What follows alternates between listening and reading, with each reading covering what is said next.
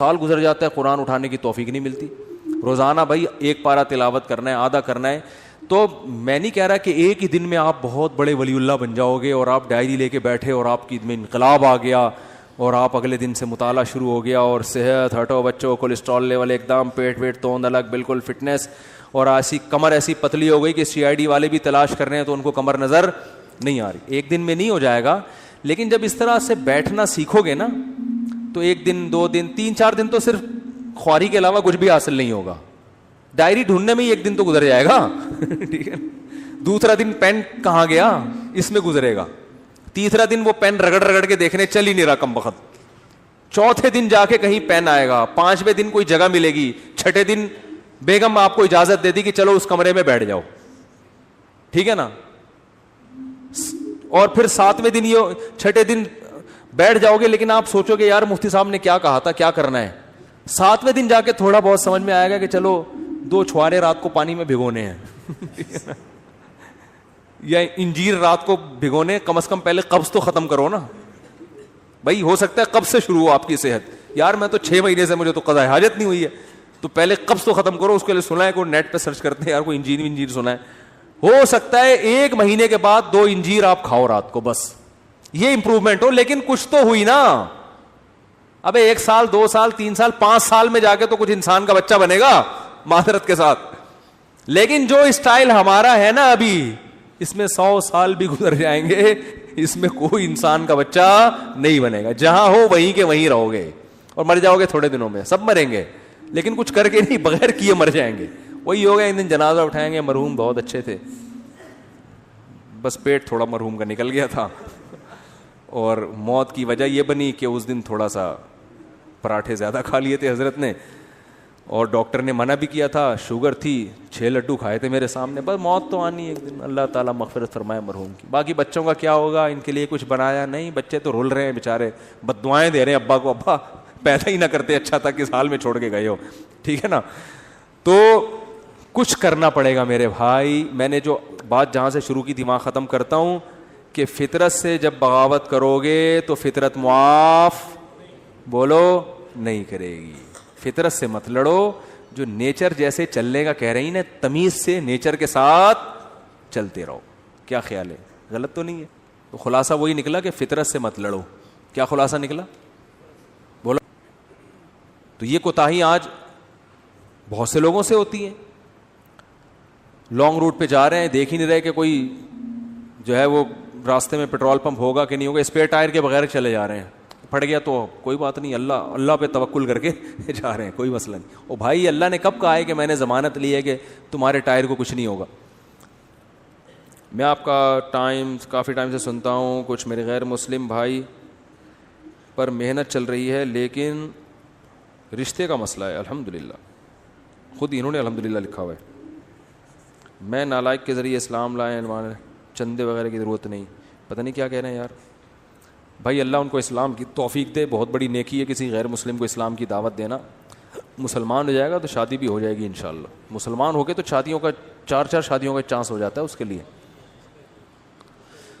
مفتی صاحب اگر کوئی غصے میں بول دے کہ خدا کو نہیں مانتا تو کیا اسلام سے خارج ہو جائے گا؟ جی ہاں, اسلام سے خارج ہو جائے گا, اس کا نکاح بھی ٹوٹ جائے گا. انہوں نے پوچھا ہے, ٹوٹ جائے گا نکاح. غصے میں اپنی زبان کو کنٹرول کرنے کا حکم ہے. غصے میں کسی کو چاقو مار دو تو مرے گا کہ نہیں مرے گا؟ غصے میں طلاق دے دو تو ہوتی ہے کہ نہیں ہوتی ہے؟ تو غصے میں کفر بھی ہو جاتا ہے, اگر بول دیا تو کافر ہے. میری والدہ کو ان کی, میں اگلے ہفتے پوچھوں گا آپ لوگوں سے کون کون ڈائری لے کے بیٹھا ہے, سمجھ رہے ہو؟ اگلے ہفتے پوچھوں گا کون کون بیٹھا ہے. بیٹھے گا کوئی بھی نہیں ہے, ایسے ہی آ جائیں گے اٹھ کے. اگلے ہفتے کہیں گے او مجھے تو یاد ہی نہیں تھا. میری والدہ کو ان کی وراثت میں سے حصہ ملا ہے. میرے والد بول رہے ہیں ان پیسوں میں 1 لاکھ تم رکھ لو, باقی 7 لاکھ دو, کیونکہ میں گھر کا خرچہ چلا رہا ہوں. والد صاحب کو 1 کروڑ دو. پتہ نہیں یار, رائٹنگ آج کل لوگوں کی صحیح نہیں ہے. بھائی جس کا جتنا حصہ ہے وہ اسی کا ہے. ابا اگر اماں سے مانگ رہے ہیں, آپ کی اماں سے کہ اتنے مجھے دے دو, تو اماں پر لازم نہیں ہے ان کو دینا, ٹھیک ہے نا. وراثت میں آج کل بڑی گڑبڑیں ہو رہی ہیں, جو جس کا ہے وہ اسی کا ہے. اتنی ساری پرچیاں دے دیں جلدی جلدی. مولانا صاحب ایک مسئلہ تصویر سامنے حرام ہے. پروفائل پہ تصویر لگانا حرام نہیں ہے. جواب سے سوال خود ہی نکال لیں تاکہ ٹائم بچے گا نا, کیونکہ ہماری رائے میں یہ ڈیجیٹل تصویر میں داخل نہیں ہے. یہ وہی ہے, بس ہم نے بتا دیا آپ کو جواب. ٹائم کم ہے نا, تو جواب سے سوال خود ہی نکالیں. بھائی دیکھو جواب یہ ہے کہ محمد بن قاسم نے, محمود غزنوی نے ہندوستان پہ 17 حملے کیے. تو سوال کیا ہے, محمود غزنوی نے ہندوستان پر کتنے حملے کیے؟ تو خود ہی سوال نکالے نا.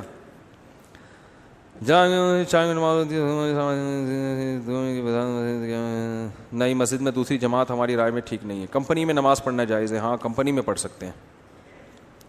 مفتی صاحب ہماری کمپنی میں ایک,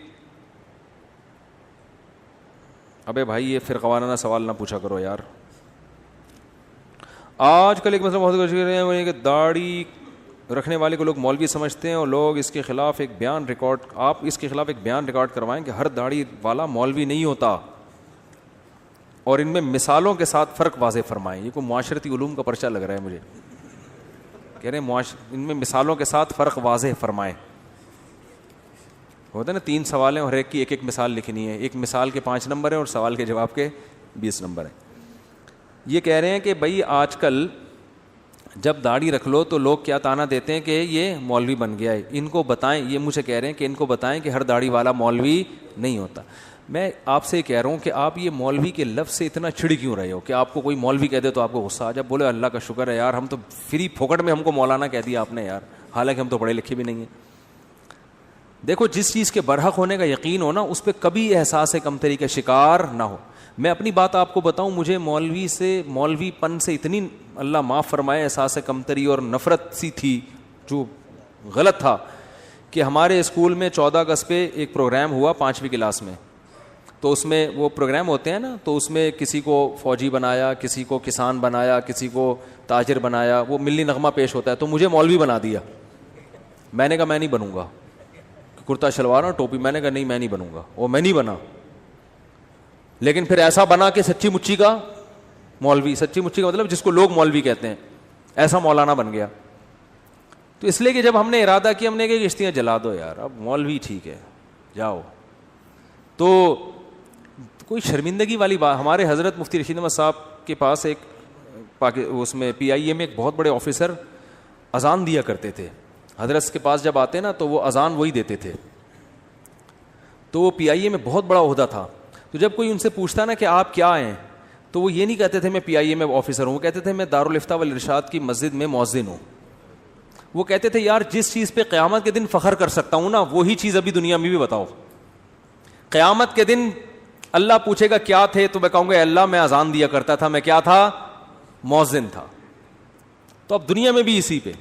قیامت میں کہو گے کہ اللہ میں مؤذن تھا, اللہ کہے گا دنیا میں تو جب کوئی تجھ سے پوچھتا تھا تو اگر لوگ پوچھتے تھے بھی تو مؤذن ہے, ابے میں مؤذن نہیں ہوں, ہاں کبھی کبھار ویسے ہی اذان دے دیتا ہوں, مؤذن نہیں ہوں بھائی, میں کوئی مؤذن تھوڑی ہوں. تو احساس کمتری میں مت آیا کرو. میں اپنا ایک واقعہ بتاتا ہوں نا. میں ٹرین میں جا رہا تھا, بہت پرانی بات ہے, نماز کا ٹائم ہوا. شرعی حکم یہ ہے کہ ٹرین اگر جنگل میں ہے جہاں کہیں دور دور بھی اذان نہیں ہو رہی, تو آپ جب فرض نماز پڑھیں گے تو سنت ہے کہ اذان کہیں پہلے. اور ہم نئے کالج سے نکل کے آئے تھے, مجھے اذان کہتے ہوئے شرم بہت آ رہی تھی, اور وہ بھی فجر کی اذان, سارے ٹرین میں پڑے ہوئے سو رہے ہیں. اب مجھے شرم آ رہی تھی یار, میں اذان کہوں گا لوگ بولیں گے تو بالکل ہی پروفیشنل مولوی نکلا یار. ہمارے تو خیالات کچھ اور تھے. نماز تو ہم پڑھتے تھے بچپن سے ہی, لیکن مولانا بننے کا کوئی پروگرام نہیں تھا. اب مجھے شرم آ رہی تھی یار, اذان دو تو یہ بولیں گے یار یہ ملا یہ تو پورا ملا ہے. بس ہم ٹوپی پہنتے تھے, نماز کے وقت ٹوپی پہنی اور فوراً نماز کے فوراً بعد ٹوپی اتاری اور بال پف آگے سے آدھا گھنٹہ اس کو سیٹ کرنے میں لگتا تھا. ٹوپی بھی اس طرح سے پہنتے تھے کہ بالوں کی سیٹنگ خراب نہ ہو. تو ایسے آدمی کو اذان دیتے ہوئے کتنی شرم آئے گی. تو میں بڑا کنفیوز کہ یار اذان دیں تو لوگ بولیں گے یہ تو پورا ہی ملا ہے.